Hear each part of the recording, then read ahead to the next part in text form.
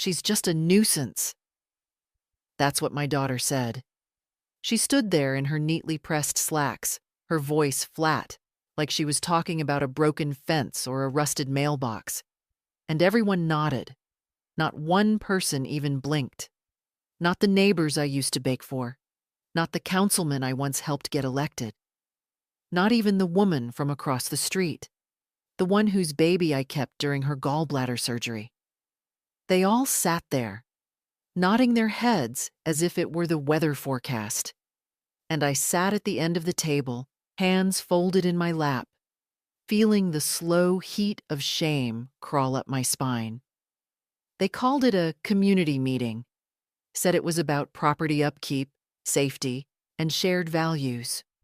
What they meant was, get rid of the old woman in the blue house at the edge of the cul-de-sac, the one with the porch that leans a little, the lilac bushes that grow wild, the stray cats that seem to know they're welcome. Me. They meant me. It started with a letter slipped into my mailbox. No return address, no signature. Just a folded sheet with neat computer print. The community deserves peaceful, orderly surroundings. Please consider relocation. I'd laughed when I first read it. Laughed out loud, standing in the kitchen in my nightgown, toast burning in the toaster. But then came the real invitations. Real envelopes, real stamps, real names. Elaine's name at the top. My daughter. Now here we were, in a sterile conference room at the city's annex building. Cold metal chairs, a long fake wood table, a plate of dry cookies no one touched. I brought the ginger ones I make every Christmas. No one touched those either. Elaine didn't look at me once when she spoke. She refuses to modernize. She stores junk on the porch. Her house lowers property values. The yard is an eyesore. Councilman Drayton scribbled notes with the same pen I'd once gifted him when he passed the bar. Someone murmured about rodents. Another about the uneven sidewalk slabs. A third said something vague about neighborhood image. I waited for my moment to speak. I didn't raise my voice. Didn't plead. Just said, I've lived here since 1971. I helped build that sidewalk. Those slabs you're all tripping over? My husband poured them with his own hands. My name's still on the land deed. Check it. They all blinked at that. No one had expected me to speak. Certainly no one expected me to say something that mattered. Elaine cut in before anyone could react. She's confused. She thinks things are like they used to be. But we have an HOA now. We have regulations. She's just a nuisance, she added, softer. But not soft enough. Something inside me clicked shut in that moment. I sat very still. I didn't cry, didn't argue. Just felt the years settle over me like a weighted blanket. After the meeting, no one looked me in the eye. Elaine walked right past me. Her heels clicked down the hallway like punctuation marks. I drove home slowly, my hands a little shaky on the wheel. I don't drive much anymore, but I still know how. The street looked the same as it always had. Perfect lawns, tidy driveways, identical little flags in every garden bed. But my house stood like a scab on polished skin, peeling paint, uneven porch rail, a sagging mailbox I've meant to fix. I parked and sat there a while. The cats came, like always. One rubbed against the tire. Another stretched on the warm hood. I whispered their names one by one, not because they needed to hear them, but because I needed to say them. Inside, I put on the kettle. My knees ached, my back ached, but my mind was clear. I went to the filing cabinet in the hall closet, pulled out the thick folder with the brown tag that read, Property and Legal. Took out the land deed, still crisp, still legal, still signed by James L. Bentley and Marion L. Bentley, co-owners of parcel Ducker23417B, Maple Loop subdivision. The date, August 3rd, 1971. It didn't just cover our house, it covered 5 lots total. Lots the city later divided and sold, while we, young and foolish, never thought to contest. But the original deed was never severed. No one ever paid us for the subdivision. No one asked. They built their homes, planted their shrubs, raised their fences. All on our land. I sat down at the table, unfolded the surveyor's map, traced my finger over the boundaries. 5 houses, Elaine's among them, Councilman Drayton's, even Mrs. Harrow's, all standing on soil I still legally owned. A nuisance, am I? I sipped my tea. Bitter, oversteeped. Didn't care. Outside, the wind picked up. The lilacs swayed. A cat pawed at the screen door. I pulled the curtain aside and looked out at the street. No one was outside. Just the tidy silence of people too proud to be wrong. They wanted to remind me I was old. They wanted to remind me I was no longer useful. But I remembered something too. I remembered who the hell I am. The house creaked when I stepped into the hallway, same as it always had. Not from age, not really. It was a sound of settling, of tired bones shifting in the night. I understood it. Some days my own joints spoke the same language. I put the deed and the surveyor's map back into the folder, slid it into the drawer under the telephone table, and locked it with the tiny brass key James had always kept in the sugar bowl. Still there, under a handful of artificial sweeteners and a peppermint from who knows when. James. I hadn't said his name out loud in a while. The night after the meeting, I didn't sleep much. I sat by the window with a quilt around my shoulders, watching the streetlights buzz and blink. A possum crossed the lawn around 3 a.m. and disappeared behind the Barlow's azaleas. I used to scare them off, those little night scavengers. Not anymore.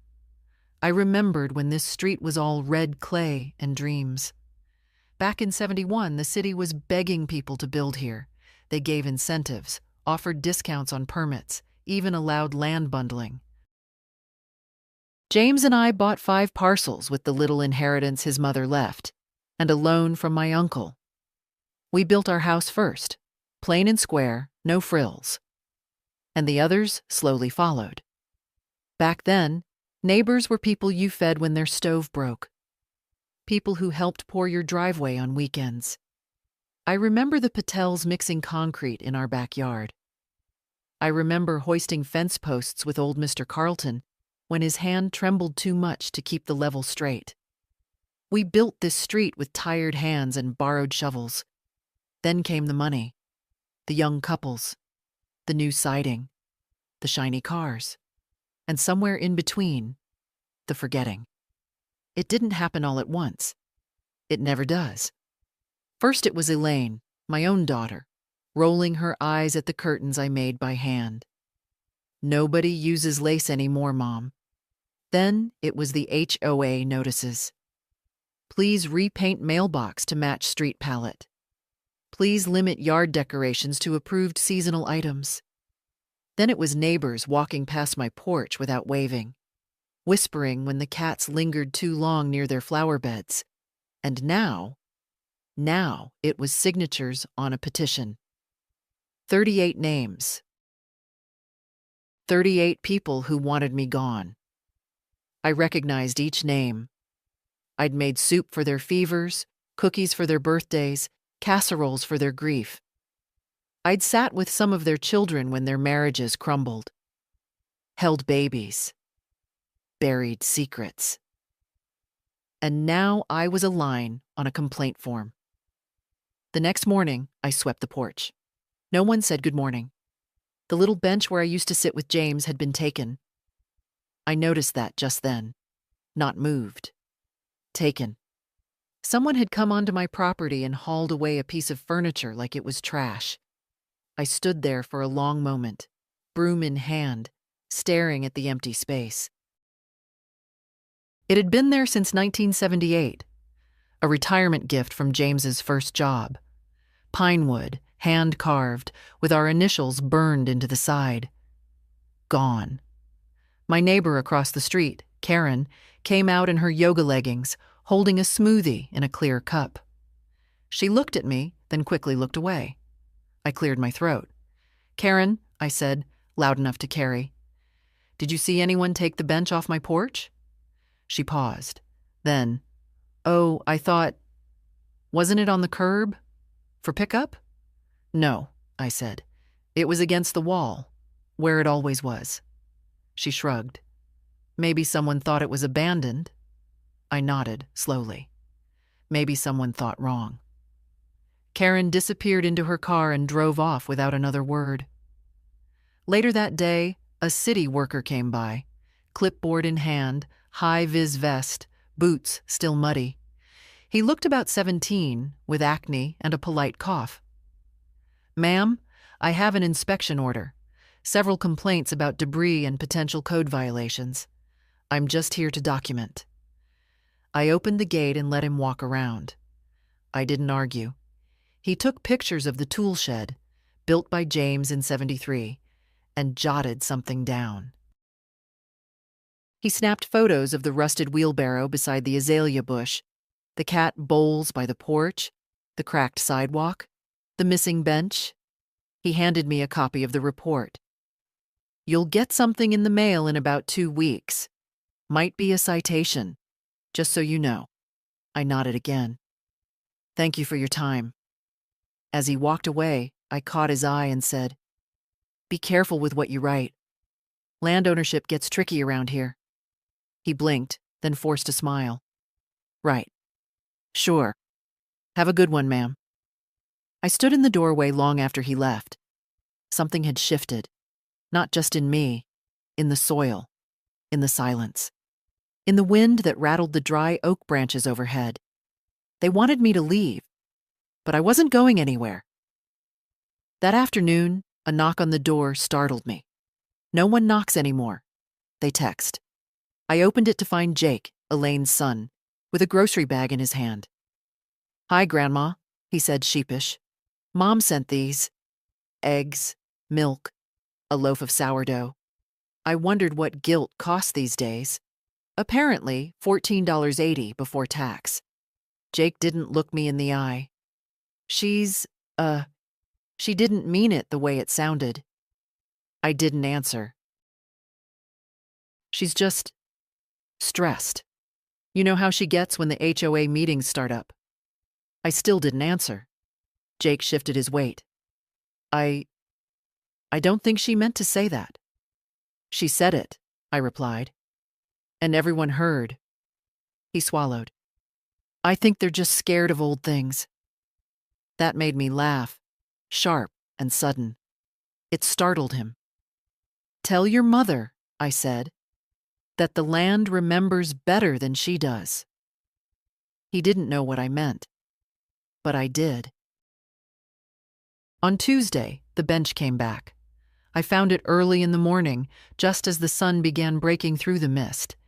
It sat awkwardly at the edge of the porch, angled wrong, one leg already sunk slightly into the dirt.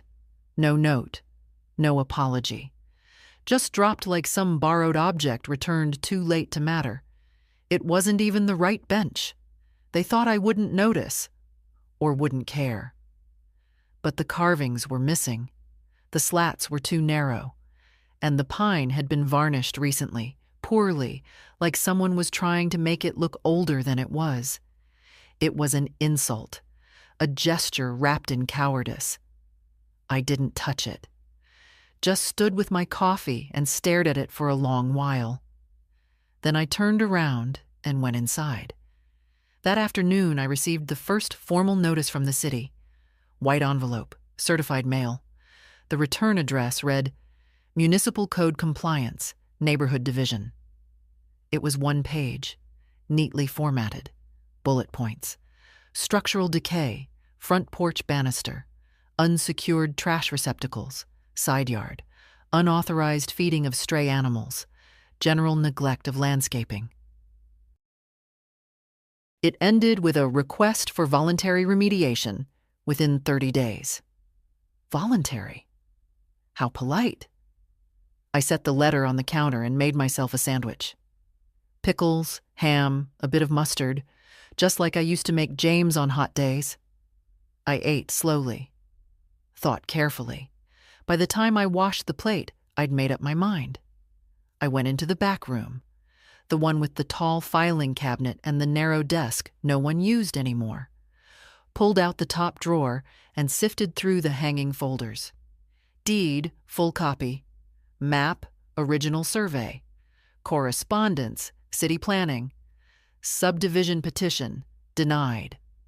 All still here, all still in order. James had labeled everything in that careful, blocky handwriting of his. He never trusted memory alone. "Write it down, Marion," he'd always say. "Paper outlives the tongue." He was right. I made 3 copies of the deed, 3 of the original survey, put them into fresh envelopes, one for the HOA president, one for the city's compliance office, and one, oh, just for fun, for Councilman Drayton. I sent them certified. Return receipt requested. Let them read. Let them sweat. The next day, I trimmed the rosebush. Not for them, for me. The thorns had grown too wild. They snagged on my sleeves every time I watered the pots. Around noon, I saw Karen again, the yoga smoothie neighbor. She walked past, phone in hand, lips pursed. She didn't speak, but she did glance at the porch. She saw the bench, saw that I hadn't brought it in. Good. Let her wonder. Later, I found a note wedged into my screen door. Not handwritten, typed. No name at the bottom. It read, "Several of us believe the tone of the recent meeting was inappropriate. Please don't judge us all by the actions of a few." I folded it neatly and dropped it into the trash. Because I remembered each of their faces. The silence. The nods. No one stopped Elaine when she spoke. No one said, "That's your mother." No one said, "Maybe we're going too far." They just let it happen. But the street was getting nervous now. I felt it. Jake came by again, this time without groceries. He lingered on the steps, kicking the edge of the porch. "Did you really send the deed to Councilman Drayton?" I looked up from my book. "I did." Jake whistled softly. "Mom's going to lose it." I raised an eyebrow. "Your mother already lost what mattered most. She just hasn't noticed." He didn't argue.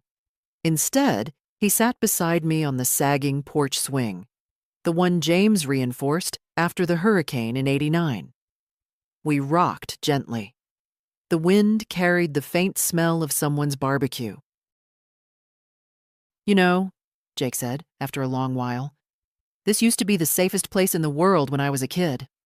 I smiled, just a little. "It still is." "Not for them."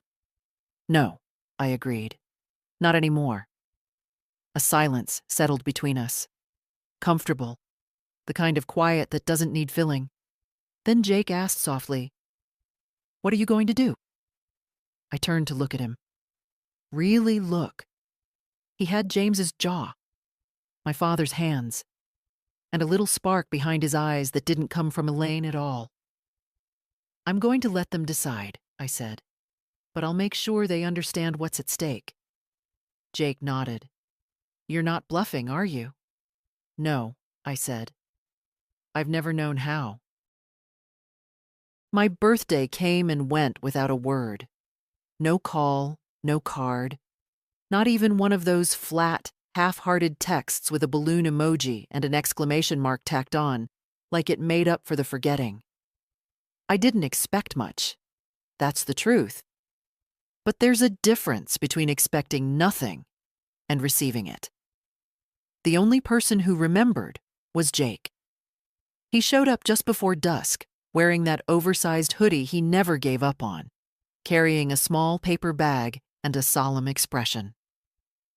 "Happy birthday, Grandma," he said, standing awkwardly in the doorway. I looked at him for a moment before stepping aside. "Come in before the cats mistake you for dinner." He followed me to the kitchen and set the bag on the counter. "It's just banana bread. I baked it myself." "You bake?" I read the instructions twice. I smiled despite myself. That counts. We sat at the kitchen table, the same one where Elaine once spilled grape juice at age 6 and cried like she'd ruined the world. The stain was still there under the lacquer, faint but stubborn, just like the memory. Jake looked around the room, eyes moving slowly from the clock to the fridge to the chipped mug by the sink. "Why don't they come?" he asked. I didn't pretend to misunderstand. "Because they don't want to see what they've become," I said quietly. "And because I remind them." "Of what?"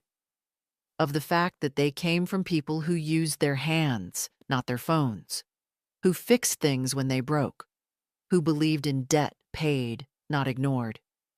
Jake leaned back in the chair. "Mom says you make things difficult." "I make things inconvenient," I corrected. "That's different." He didn't argue. We had the bread. It was dry around the edges, but not bad. He made tea, chamomile too strong, and we drank it in silence. I watched his face as he ate, the way he chewed slowly like he was tasting more than food. Maybe memory. When he was younger, I used to sing to him. Only when no one was around. He was the only grandchild who ever crawled into my lap without asking, who pressed his ear to my chest just to hear my heart. "It sounds like a train," he used to whisper. Now he was 6 feet tall and full of shame for things he hadn't done, but couldn't quite unsee. Before he left, he took out an envelope from his coat pocket. "I found this in Dad's drawer. Thought you should have it." I opened it after he was gone. It was a flyer, printed in color, with a digital sketch of what they were calling Phase 2 of the Maple Loop redevelopment. I stared at it for a long time. My house wasn't on the map. It was labeled Unclaimed Zone, subject to acquisition. I ran my finger along the printed legend, then back up to the mock-up image. In its place, green space, a community herb garden, picnic benches, a nuisance removed. I folded the flyer in half and placed it next to the deed on my desk. Then I turned off the lamp and sat in the dark, the only sound the soft creak of the floorboards settling. They weren't just trying to push me out. They were already planning the celebration. The box was heavier than I remembered. It sat in the back of my closet, behind an old suitcase and a stack of photo albums I hadn't opened since James died. I had to get down on one knee to reach it, and getting back up took longer than I cared to admit. Dust clung to the top like a skin. Inside, a time capsule of my life in folded papers and brittle corners. Not memories. Proof. The first thing I pulled out was the original purchase agreement. James had typed it on our old Underwood and mailed it to the city registrar by hand. His signature, unmistakable.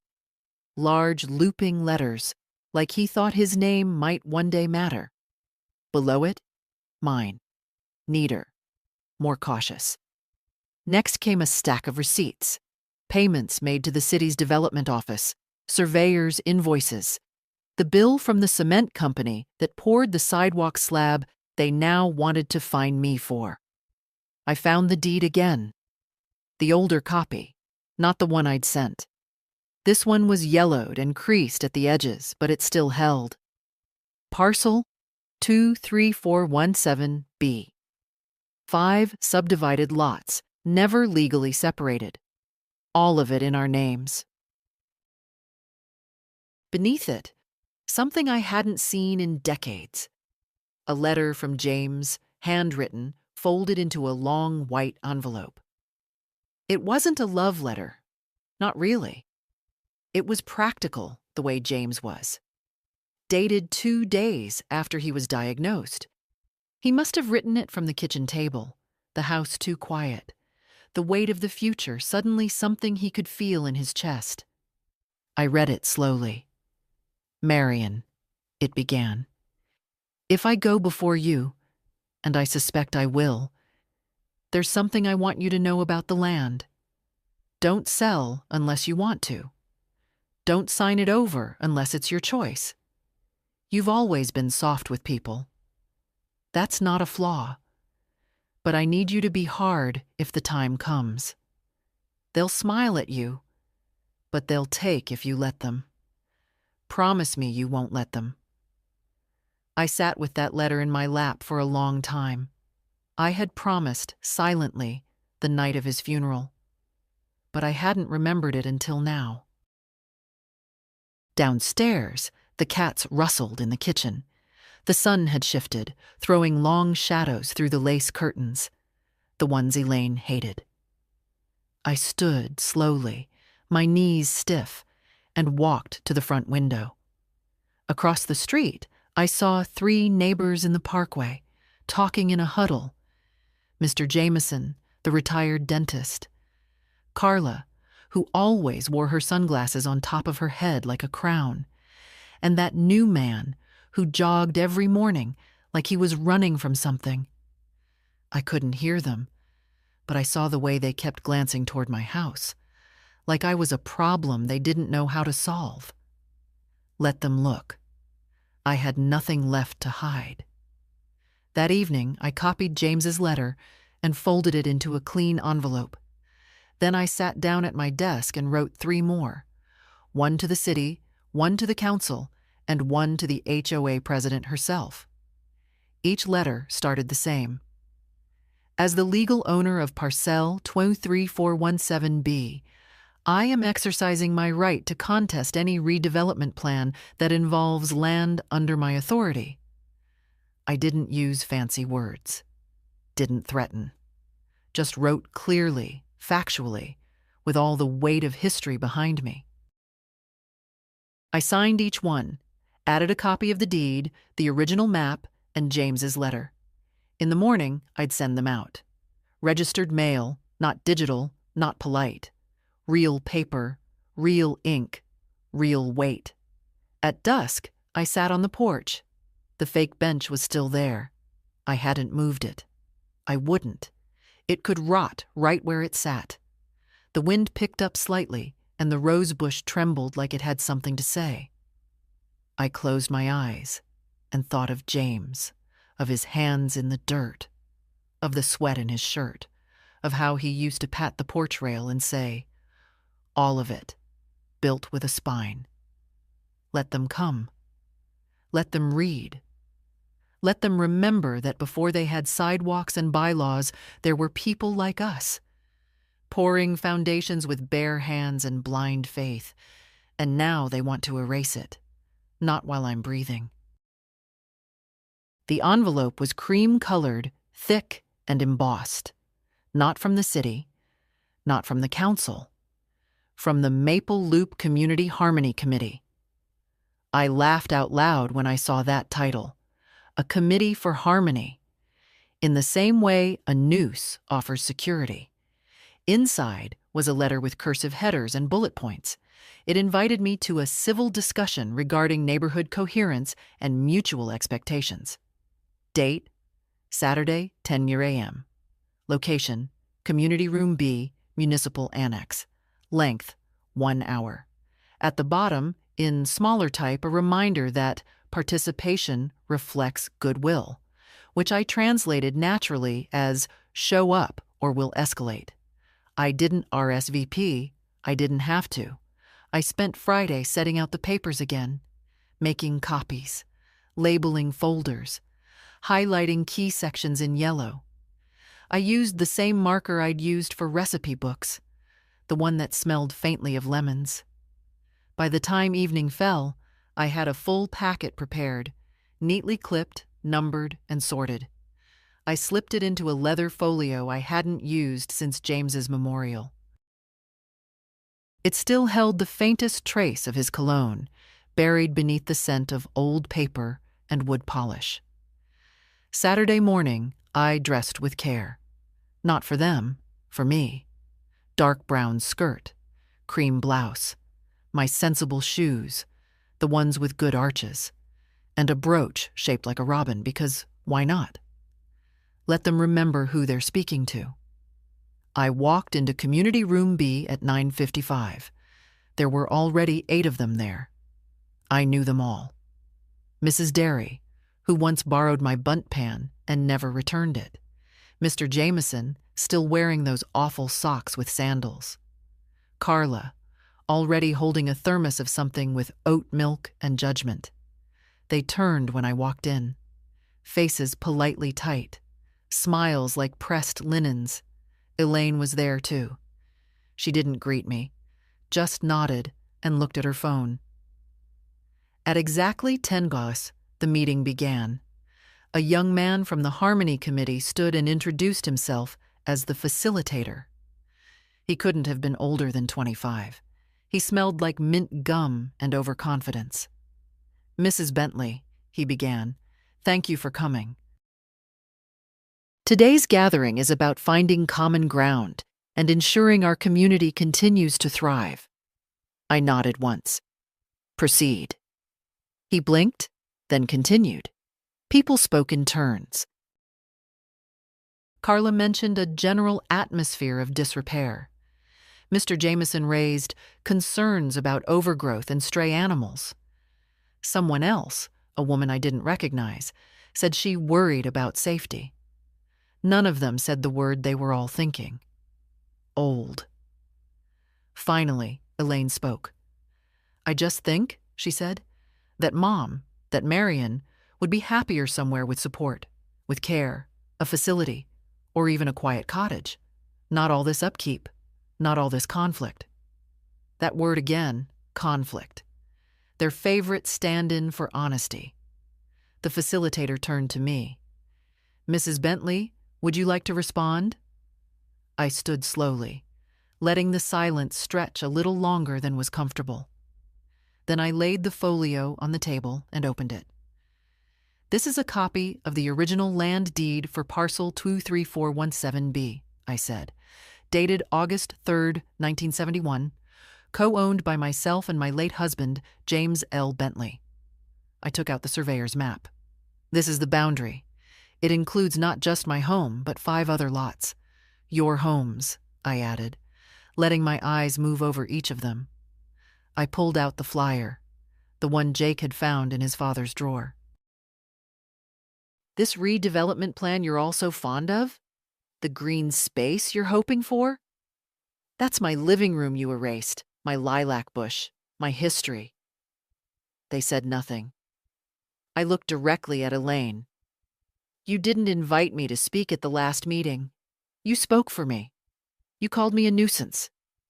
Her face flushed. A muscle in her jaw moved. She opened her mouth, but I raised my hand. "I'm speaking now." Silence. I turned back to the others.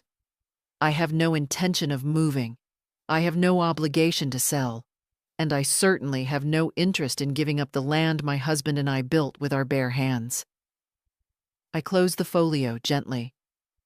"But I'm not unreasonable. If any of you would like to revisit your behavior, your words, your plans, your assumptions, I'm willing to have a conversation. A real one." I sat down. No one clapped. No one spoke. The facilitator cleared his throat. "Thank you, Mrs. Bentley. We appreciate the clarity." I smiled politely. "I'm sure you do." After the meeting, no one looked me in the eye. They filed out like churchgoers after a sermon that hit too close to home. Quiet, stiff, unsure of how much of their guilt had been visible. Elaine was the last to leave. She stood near the doorway, pretending to text, pretending not to feel my gaze. I didn't call her over. I didn't ask for a word. Let her stew in the silence. Let her feel what I'd felt for years. Outside, the sky had turned that pale gray of almost rain. I walked home with my folio under my arm, not in a rush. The wind carried the smell of wet pavement and something faintly floral, like the earth was trying to remember spring. As I turned onto Maple Loop, I saw her. Eleanor. Used to be Eleanor Mays, back before she married a man with a temper and a short fuse. She sat on her porch in a rocking chair that squeaked every third push, sipping from a floral mug that never matched her outfit. She waved as I approached. "Got 'em good, didn't you?" I paused at her gate. I didn't go to get them. I went to remind them. "Same thing, honey." She tilted her mug in my direction like a toast. I saw the letters going around. "Thought it was disgraceful, the way they talked about you, acting like you didn't build this whole damn block." I raised an eyebrow. "Funny how quickly folks forget what they didn't do themselves. Or what they were handed and now think they earned." We stood in the quiet for a moment, the only sound the soft creak of her chair and the rustle of the wind in the tree above us. "You know," Eleanor said after a while, "they're scared." I leaned on the fence. "Of me? Of what you represent?" "And what's that?" She smiled into her mug. "That they're not in control. That they don't get to decide everything. That some roots go deeper than their little plans." I didn't say anything to that. Didn't need to. Eleanor went on. "Used to be we helped each other. You remember when my boiler exploded in '96?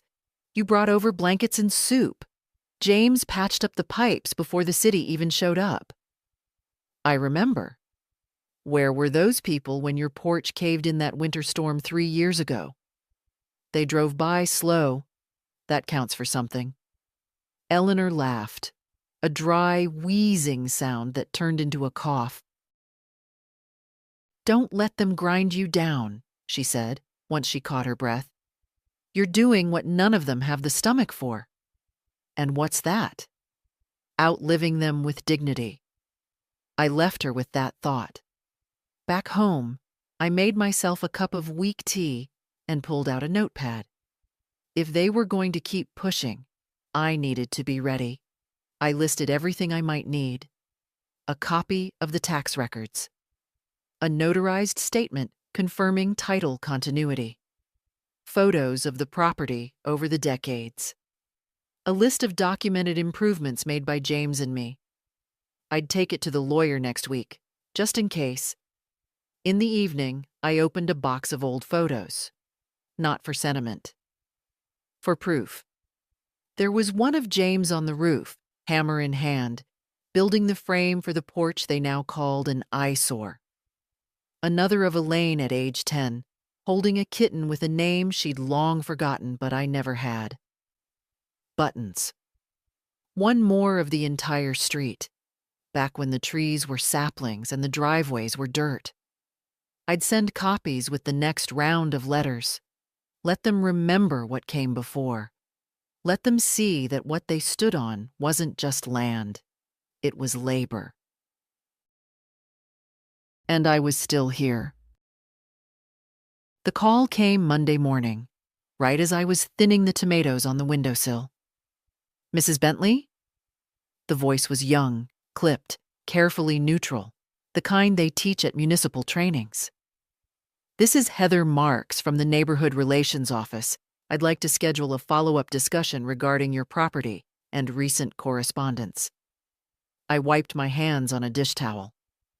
"Are we discussing or deciding?" A pause. "We're hoping for a productive exchange." "Then you'll want to read page 3 of the packet I sent," I said. "Specifically the part about irrevocable rights of ownership." Another pause. Longer this time. "I did see that. We'd still appreciate the opportunity to talk." I agreed to meet, not because I owed them, but because I wanted to see how far they'd bend before breaking. The meeting was set for Wednesday, 11 a.m. She said I could bring someone if I wanted support. I said I'd bring documents. That would be enough. That afternoon, I sat at my dining table and sorted through every record I had. James would have been proud. Everything was there: utility receipts, bank transfers, hand-drawn repair logs. Even the photo of him holding the permit in front of our half-built porch, his face flushed from the sun, his grin lopsided. I made extra copies. 3 sets. 1 for the office, 1 for the lawyer, 1 for me. As I worked, I heard footsteps on the gravel path. A knock followed. 3 short taps.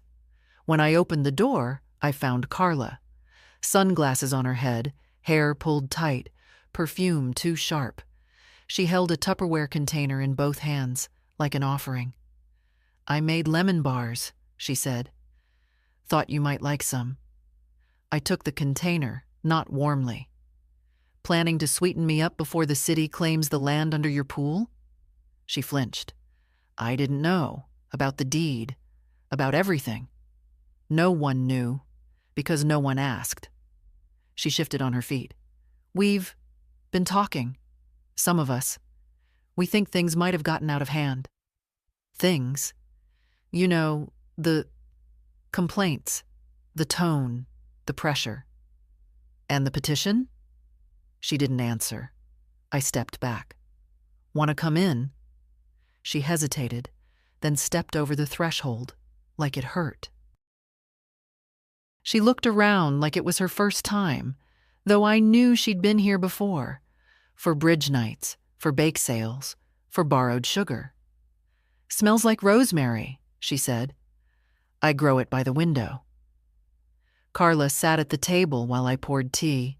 She didn't touch her cup. "I'll be honest," she said.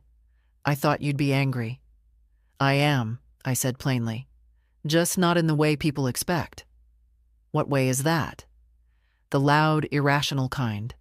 The kind they can dismiss. But I prefer quiet, documented anger, the sort that files copies in triplicate." She smiled in spite of herself. "I didn't start the petition," she said. "But you signed it." "Yes." "Do you regret that?" She looked at her hands. "Yes." I believed her. She didn't stay long. Left the lemon bars and a murmured apology. As the door shut behind her, I didn't feel satisfaction. Only confirmation. They were starting to crack.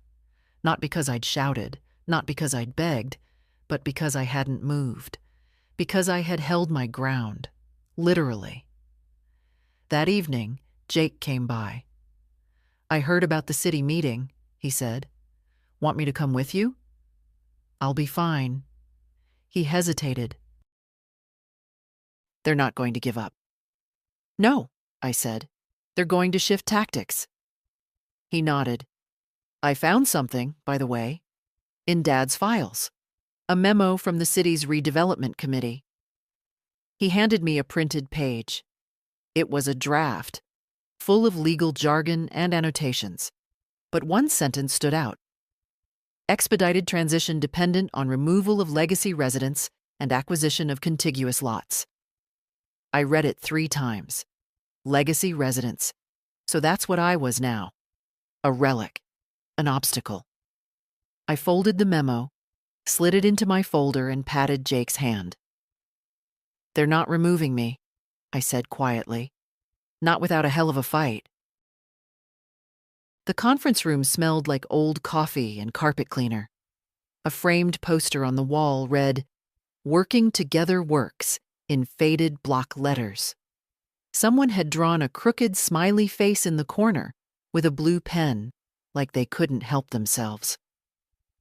Heather Marks wore a pale gray suit and a nervous expression. Her laptop was already open, her pen poised. A man I didn't recognize, thick glasses, bad haircut, sat beside her, fiddling with his phone. "Thank you for coming, Mrs. Bentley," Heather said as I sat. "This is Mr. Powell. He's with municipal planning." I nodded once. "I hope he brought a ruler. He's been redrawing my land." She winced slightly. "We're here to clarify, not contest." "I've brought copies," I said, sliding the folio onto the table. Of the deed, the parcel map, the tax statements, and the permit history. You'll find everything in order. Powell cleared his throat. We're aware of the deed, ma'am, but the city operates under the assumption that the lots were legally severed when the subdivision was approved. But they weren't, I said flatly. There was a petition. It was denied. The subdivision moved forward anyway. No one followed up with a title transfer. No compensation.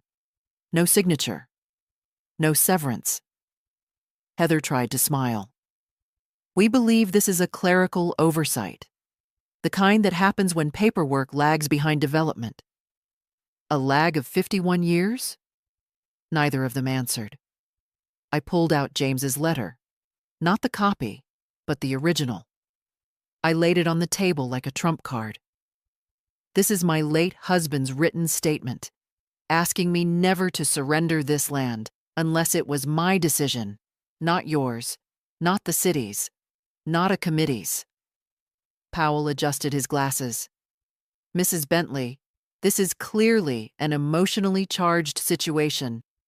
It's also legally charged, I interrupted. Let's not confuse sentiment with standing. Heather shifted in her chair. We understand your position, we really do. But from a policy perspective, we're under pressure to meet housing and redevelopment targets. I stared at her. Then find a way to do it without pretending my home is a weed to be pulled. Another silence. Powell finally said, You've made your point. Strongly. I leaned back. Good. Heather glanced at her laptop screen, then back to me. Would you be open to a compromise? Perhaps preserving your structure but granting partial easement? I'd be open to respect, I said, and maybe a public acknowledgement that the foundation you're trying to erase was built by someone you didn't bother to invite to the table. They didn't know what to say to that. I left them sitting there, surrounded by their blinking cursors and unspoken damage control. Outside, the sky had cleared. A crisp breeze passed through, tugging at my coat. I walked home without hurry. At the corner, I passed Carla again. She nodded. Not quite a smile, but not a grimace either. Small things shift first. At home, I fed the cats, made tea, and sat at the kitchen table. The lemon bars were still in the fridge. I took one, bit into the edge. Too sweet, too soft. I tossed the rest in the trash. As I was wiping my hands, the phone rang.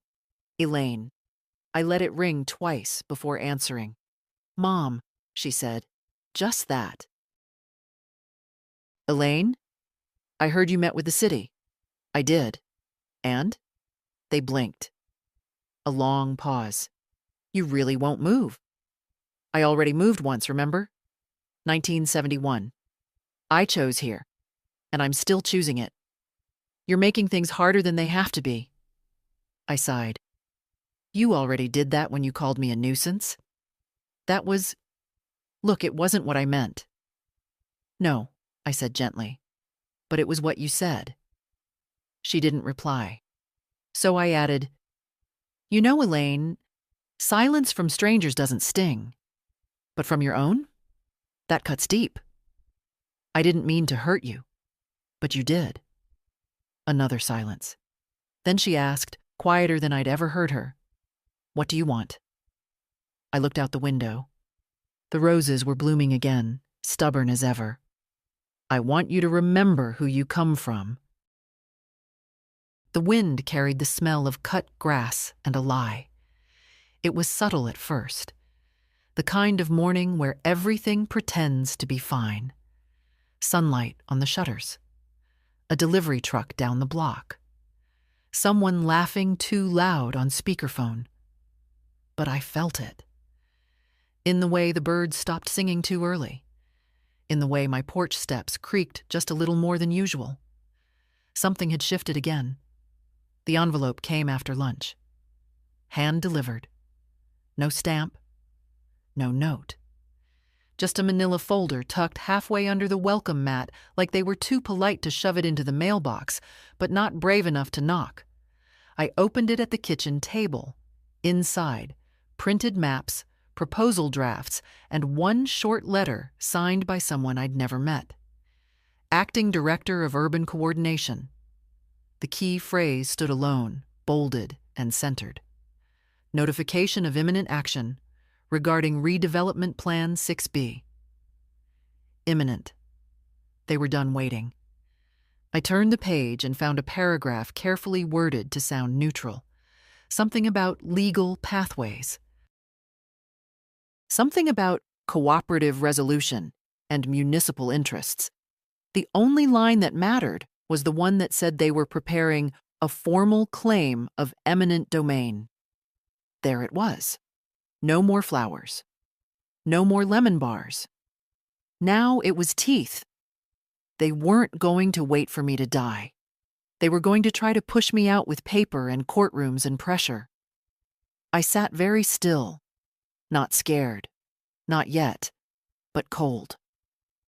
The kind of cold that comes from realization, not weather. I reached for the phone and called Richard, my lawyer. He picked up on the second ring. "You got it too?" he asked before I said anything. "Yes." "They're moving fast. Too fast." "I've already started drafting a response," he said. "But we need to escalate. This is no longer neighborly nonsense. This is a land grab." "I thought we were past that sort of thing." He snorted. "We're never past it.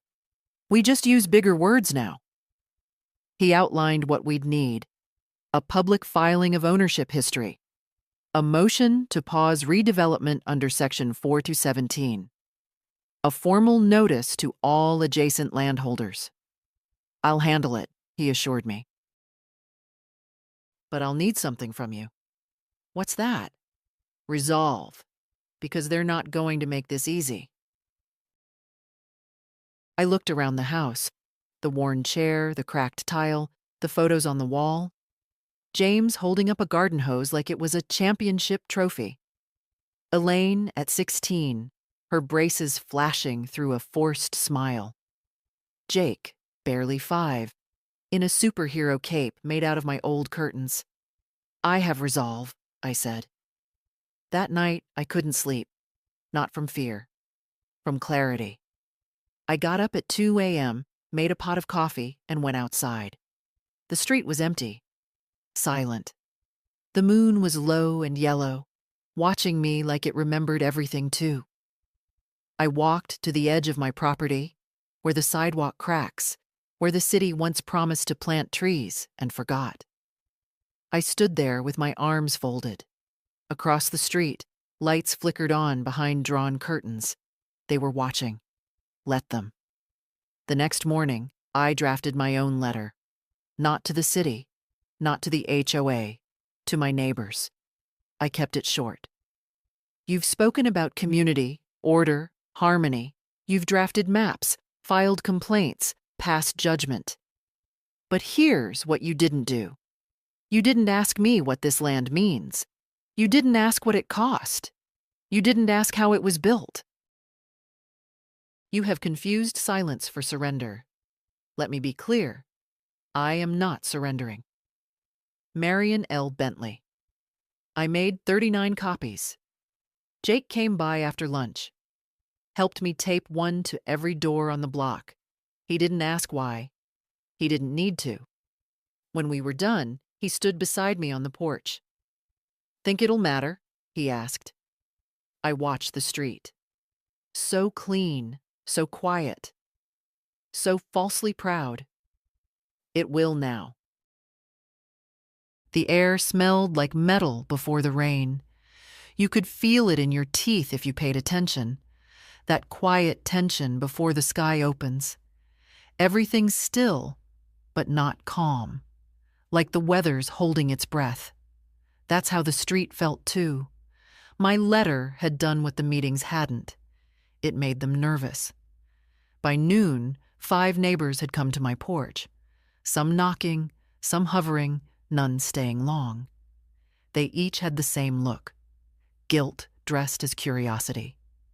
Mr. Jameson came first, claimed he didn't know about the eminent domain threat.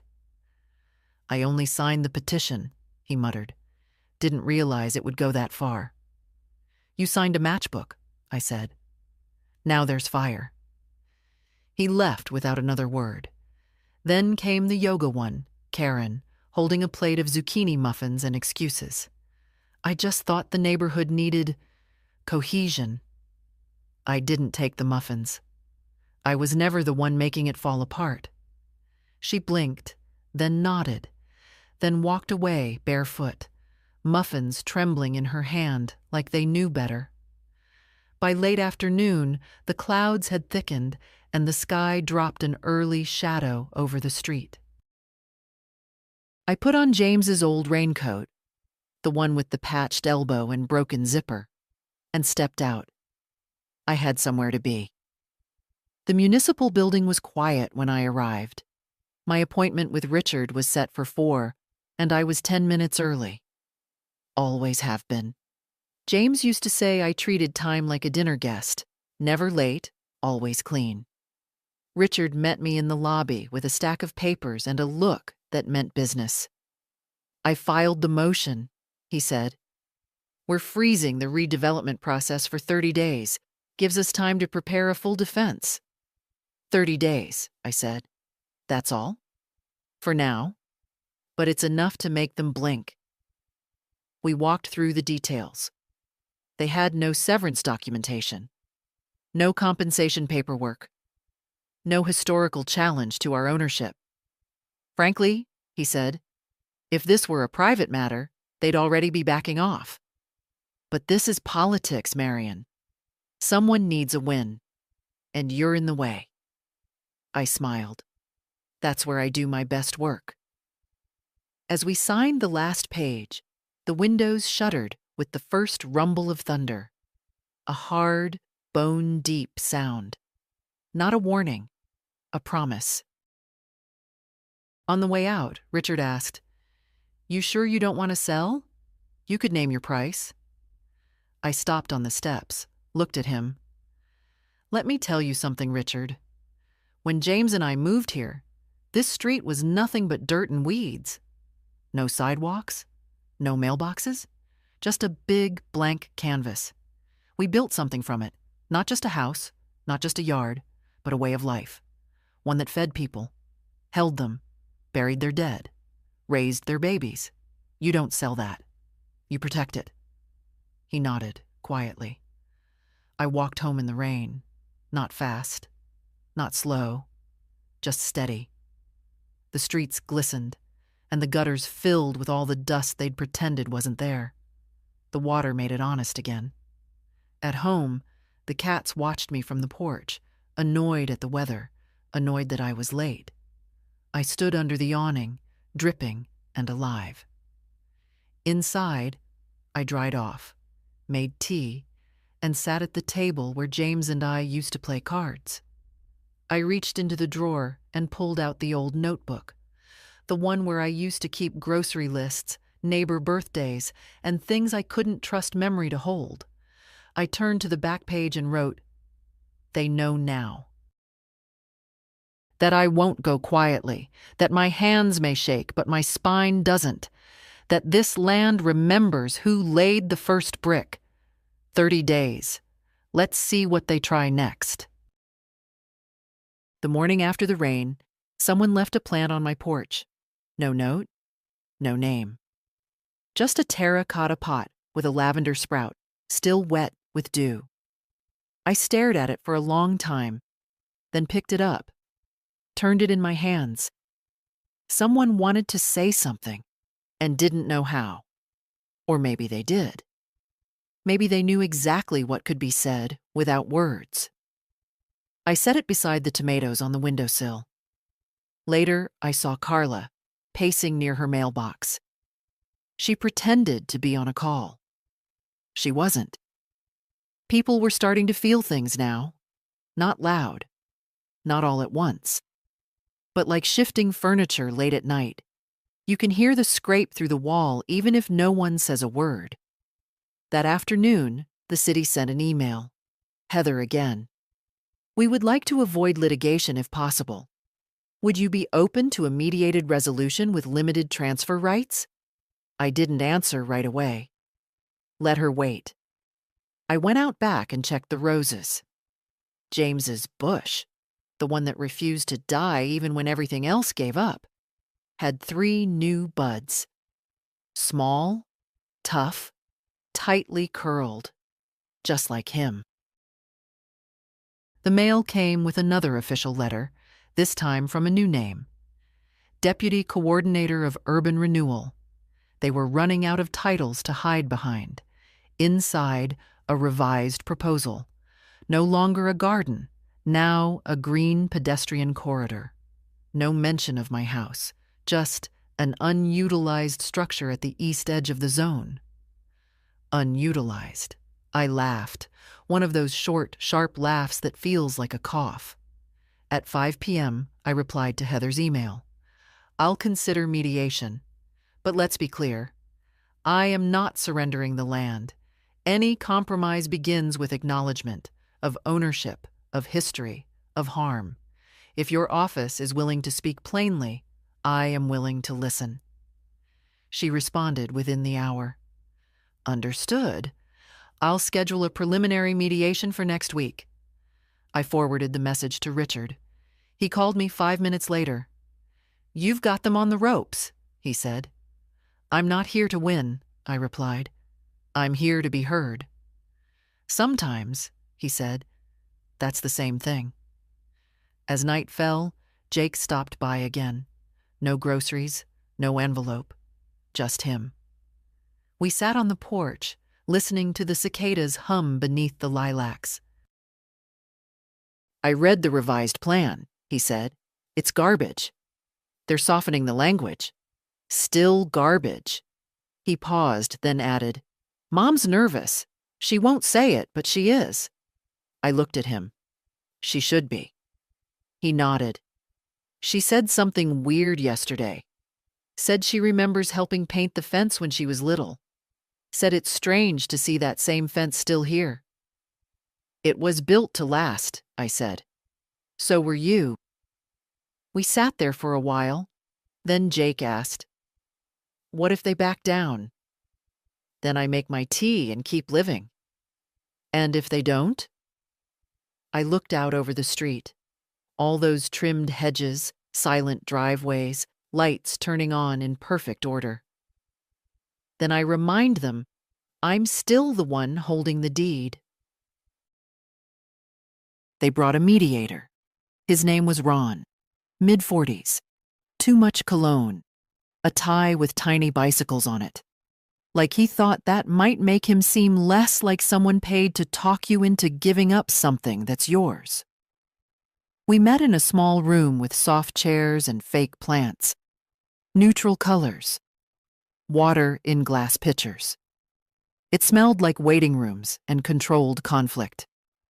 Ron smiled a lot. He opened with pleasantries, compliments, small acknowledgments that meant nothing and cost less. Ms. Bentley, first of all, let me say, what a story. What a legacy. We respect that. Truly. I let him speak. Let him run through his script. Heather was there too, sitting off to the side, lips tight. She'd lost the ease she had before. Now she looked like someone who knew they'd stepped into something deeper than they meant to. Ron talked about shared interest and community alignment. He said things like future-facing and preserving heritage while advancing development. When he finally paused, I leaned forward slightly and asked, Is there a number? He blinked. A number? A price? You're all circling something. Might as well land the plane. Heather spoke then, quiet, careful. There's a discretionary fund. For difficult properties, it's not public, but we could access it. With cooperation. I looked at her. Define cooperation. Transfer of partial rights, not the whole parcel, just some of it. Which part? She hesitated. The 2 lots currently under structures not registered in your name. Ah, so that's where we were. They wanted Elaine's house and Drayton's, wanted them clean, fully theirs, for construction, for leverage. I opened my folder and pulled out a document. Laid it between them. James's hand-drawn map with our house, the lots, the boundaries, the fence lines, the soil tests, every damn nail logged by date. I own the land, I said, every inch, and I'm not giving up any part of it, not because of money, not because of pressure, and certainly not because someone in an office decided my story is inconvenient. Ron opened his mouth, then closed it again. I went on. You keep using words like legacy, like it's a painting on a wall. But this land isn't history. I still live here. It's not memory. It's present tense. Heather's eyes dropped to the table. She knew. I stood up. This meeting is over, I said. Unless you'd like to talk about making things right? Ron tried to recover. Mrs. Bentley, Ms. Bentley, I corrected. And what you just did was remind me exactly why I'm not budging. I left before they could say another word. The air outside was heavy with heat, the kind that presses on your chest. But I breathed easy. Back home, the lavender had bloomed. A small flower, simple, stubborn. Jake showed up around 6. I told him everything. He shook his head. They're not going to quit. No, I said, but neither am I. He looked down at the map still spread on my table. That's your handwriting? No, I said. That's your grandfather's. He traced a line with his finger. They thought you were alone. They were wrong. They started showing up in pairs. First it was a man and a woman from the Office of Resident Concerns, clipboards in hand, practiced sympathy on their faces. They stood at the edge of my porch and asked if I had a moment to discuss possible transitions. Transitions, I repeated. Yes, ma'am. Options for residents in your position. I'm not in a position, I said. I own one. They smiled, faltered, shifted weight from one foot to the other. Of course. We're just here to help ease any burdens. I closed the door. 3 days later, 2 surveyors arrived. No warning, no note. They stood on the sidewalk with a laser level and started aiming it toward my east lot, Elaine's side. I walked out calmly, stood with my arms crossed. Excuse me, I said, loud enough to crack their professionalism. Do you have written permission to survey private land? They fumbled. One reached into his bag, pulled out a sheet. I didn't touch it, just looked him in the eye. You're not on city property. You're on mine. Take your equipment off my line and tell your supervisor he just trespassed. They packed up within 5 minutes. I called Richard. He filed a cease and desist letter the same day. Jake showed up that evening with a bag of groceries and his fists already clenched. They're pushing, he said. Hard. I know. Mom's worried. She won't admit it, but she is. She should be. He looked at me for a long second. You ever think about giving them what they want? Just for peace? I didn't get angry, just leaned back in my chair and said, Jake, peace that costs you your dignity isn't peace. It's silence. He didn't speak for a moment. Then he nodded. I get it. The next morning, a drone buzzed past my window. Small, black, silent until it wasn't. It hovered near the roofline, then dipped low toward the garden. I stood in the yard with my coffee and watched it. It hovered. I waved. It left. They were testing me. Not legally. Psychologically. They wanted me worn down, confused, isolated. But I was none of those things. I called Eleanor later that afternoon. She was old, sharp, and made better lemonade than anyone on the street. They're coming after me harder now, I said. Good, she replied. Good? Means you hit something. Nerve, artery doesn't matter. Keep pressing. She paused, then added, You want me to write something for the paper? The paper won't print it. I didn't say submit it, I said write it. Just to have, just in case. That night, I sat with the old ledger again, made a list, lot boundaries, survey violations, names of all who entered without notice, times, dates, badge numbers when visible. I was building a case, not for court, for memory, for proof, the kind they couldn't rewrite once I was gone. Elaine called late. You're pushing them too hard? No, I'm just not moving when I'm told. I'm scared. For me? For all of us. That was the first honest thing she'd said in weeks. They think if they press long enough, I said, I'll break. Will you? I looked out the window. The lavender still stood. Even after the drone, the heat, the wind. Its stem thin, but upright. No, I said. Not now. They withdrew the claim quietly. No announcement, no letter of apology. Just a short email from Heather that read, The city has decided not to pursue action regarding parcel 23417B at this time. At this time. Like they couldn't quite say they were wrong, like they were still waiting for me to die. I printed the email, folded it once, and tucked it into the back of James's file. Not because it meant safety, but because it meant they blinked first. News spreads fast in places that pretend nothing happens. Mr. Jameson waved at me the next morning. Karen left another plant, rosemary this time, with a handwritten note that said, For the woman who remembers everything. I didn't write back, but I planted it anyway, let it root. Let it grow under a sky that finally backed off. Jake came by with flowers and a tin of cookies. Not store-bought this time. He'd baked them. They were burnt. I ate too. He sat on the porch swing, legs too long, arms folded the way his grandfather used to. So, he said, You won. No, I said. I didn't lose. He looked around the yard. They won't forget this. Good. He turned to me, his voice quiet. What happens now? I sipped my tea. Now, I said.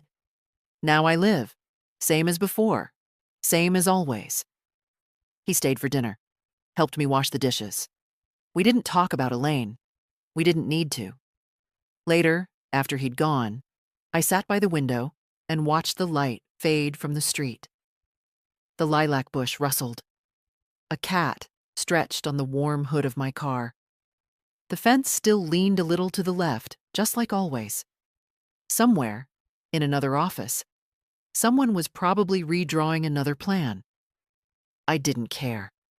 Because this story, my story, wasn't about defiance. It was about memory. About a woman who stayed still while the world told her to vanish. And when they asked her to shrink, she opened the deed instead. When they threatened, she documented. When they softened, she stayed sharp. Because she remembered who she was, who came before her, and what mattered enough to stand for. If you're still reading, if any part of this felt like yours, and remember this, you are not a nuisance. You are a root, a wall, a map no one else can redraw. Don't move when they tell you to. Don't shrink for their comfort. Don't forget what your hands have built. And if they ever come for you, with smiles, with rules, with drones or paper, you say what I said. I'm still the one holding the deed.